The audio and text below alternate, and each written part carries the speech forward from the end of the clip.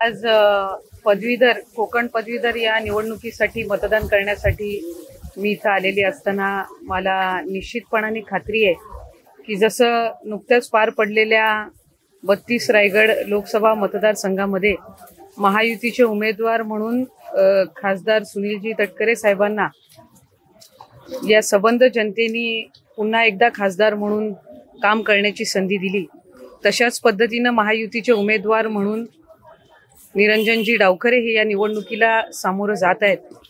या मतदारसंघातून लढवण्याचा अनुभव हा त्यांना साधारणपणे गेल्या 12 वर्षापासूनचा आहे।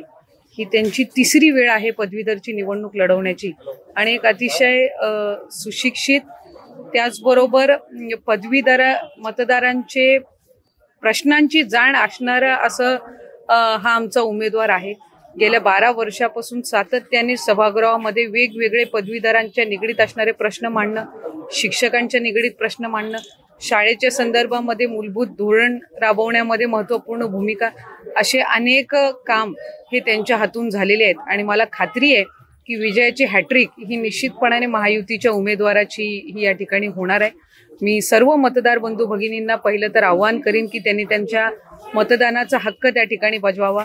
कुठलाही पदवीधर जो मतदार आहे यांनी आपली नाव नोंदणी ज्यांनी केलेली आहे त्यांनी मतदानापासून वंचित राहू नये असंच आव्हान मी या निमित्ताने करीन।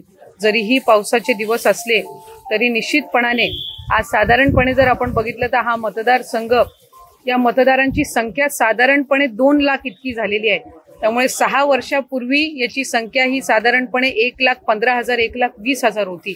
त्यामध्ये या वेळेला अधिकची वाढ होऊन साधारणपणे 2 लाख इतकी ही संख्या झालेली आहे।